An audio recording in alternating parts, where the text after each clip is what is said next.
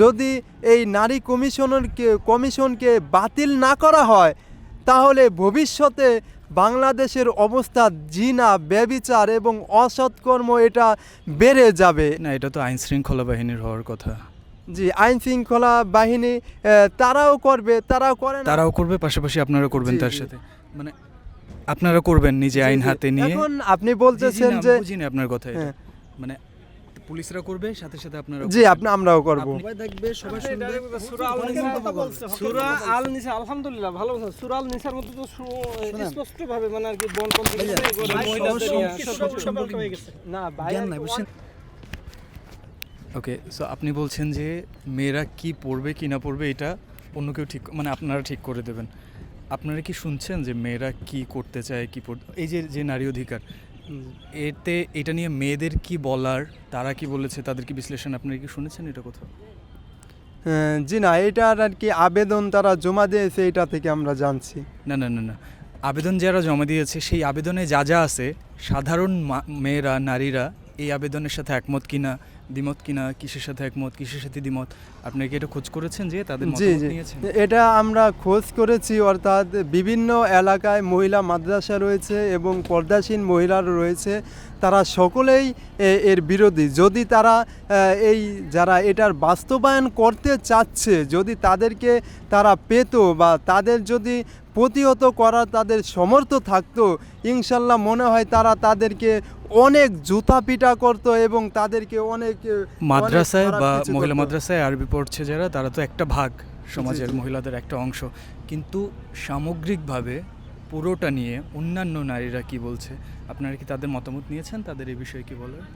জি, তাদের মতামত হচ্ছে যারা শাহবাগী রয়েছে এবং যারা অবাধে বিশৃঙ্খলা করতে চায় তারা এর পক্ষে, এবং বাদবাকি যে গ্রাম রয়েছে আমাদের বাংলাদেশ। তো অবাধে চলা মানে কি বোঝাচ্ছেন আপনি? অবাধে চলা মানে আমি বোঝাতে যাচ্ছি যে একেবারেই বাংলাদেশে তারা রাস্তাঘাটে চলবে তাদের মতো। যেমন কিছুদিন আগে একটা বিষয় নিয়ে ঝামেলা হয়েছিল যে মেয়েরা তারা সিগারেট খাচ্ছিল এবং তারা বলছিল যে আমরা আমাদের মতো চলবো, আমরা কারো তোয়াক্কা করি না। ওরা আপনার তোয়াক্কা কেন করবে, মানে পার্টিকুলারলি আপনার তোয়াক্কা কেন করবে? ওর মতো কেন চলবে না? আমার তোয়াক্কা না করলো, কিন্তু এটা হচ্ছে ইসলাম বিরোধী। তো ও ইসলাম মানবে কিনা ওটা ও ঠিক করবে, আপনি দূর থেকে বাইরে থেকে ঠিক করে দিচ্ছেন কেন?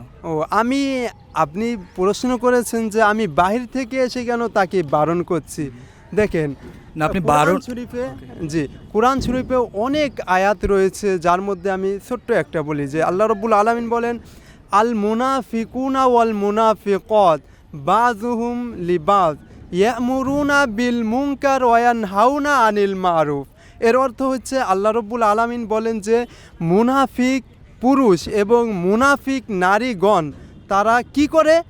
ইয়ামুরুনা বিল মুনকার, তারা খারাপ কাজের দিকে মানুষকে আদেশ করে এবং অসৎ কাজের দিকে তারা আদেশ করে। ওরা খারাপ কাজের দিকে আদেশ করে। আপনারা এত বড় সোসাইটি আছেন, এত মাদ্রাসা, এত হুজুর আছেন ভালো কাজের দিকে আহ্বান করার জন্য, তো ওরা তাদের মতো করুক, আপনারা তাদের মতো আপনাদের কাজ চালায় যান। জি না, তাহলে তো আমাদের কোরআন শরীফের তাদের কোরআন বিরোধী যদি কার্যকলাপ হয়, এটা আমাদের ইসলামিকভাবে দায়িত্ব এবং আমাদের কোরআন হাদিসে রয়েছে সৎ কাজের আদেশ করা এবং অসৎ কাজের নিষেধ করা। যদি আমরা সৎ কাজের আদেশ এবং অসৎ কাজের নিষেধ না করি, আপনাকে যে আয়াতটা আমি বললাম যে তাহলে আমরা তো মুনাফিকদের অন্তর্ভুক্ত হয়ে যাব এবং আমরা কিয়ামতের দিন আমরা ধরা খেয়ে যাব এবং আল্লাহ তাআলা আমাদেরকে ছাড়বেন না।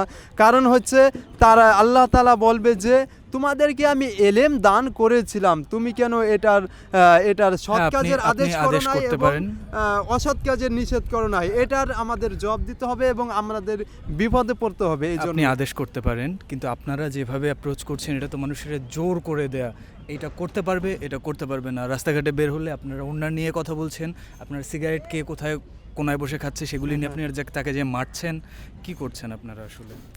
এটা আপনার সৎ কাজের আমি বলি, এই সৎ কাজের আদেশের এই উদাহরণ, এই পদ্ধতি আপনারা কোথা থেকে পেয়েছেন? জি, আপনি বলেছেন যে তাদেরকে কেন জোরপূর্বক করা হচ্ছে যে তোমরা এটা করবে না, এটাই তো আপনার প্রশ্ন। জি, আপনার এই প্রশ্নের উত্তর হচ্ছে যে আলেম উলামায়ে কেরাম এবং বাংলাদেশের যত ইসলামিক স্কলার রয়েছে তারা এটা অনুধাবন করতে পেরেছে এবং তারা এটা জানে যে যদি এই নারী কমিশনকে বাতিল না করা হয় তাহলে ভবিষ্যতে বাংলাদেশের অবস্থা জিনা ব্যভিচার এবং অসৎকর্ম এটা বেড়ে যাবে এবং এটাকে দমিয়ে রাখতে আমাদের কষ্ট হবে এবং বাংলাদেশ এটা ইসলামিক রাষ্ট্র থাকবে না। এই জন্য এটাকে দমিয়ে রাখার দায়িত্ব আপনাকে কে দিল? জি, এটা আমাদের ইসলাম দিয়েছে। না, এটা তো আইন শৃঙ্খলা বাহিনীর হওয়ার কথা। জি, আইন শৃঙ্খলা বাহিনী তারাও করবে, তারাও করে না। তারাও করবে, পাশাপাশি আপনারা করবেন জি, তার জি। সাথে, মানে আপনারা করবেন নিজে আইন হাতে নিয়ে। এখন আপনি বলতেছেন যে বুঝিনি আপনার কথা এটা। হ্যাঁ। মানে পুলিশরা করবে, সাথে সাথে আপনারা জি, করবেন। আমরাও করব। আপনি কিভাবে করবেন সেটা? আমরা তাদের প্রতিবাদ জানাচ্ছি। এরকম কিভাবে প্রতিবাদ করব। জানাবেন? প্রতিবাদ জানাবো, যেমন স্থানীয় সরকার রয়েছে তাদেরকে আমরা জানাবো এবং তাদেরকে হুঁশিয়ারি করব যে আপনারা এটাকে বাতিল করেন।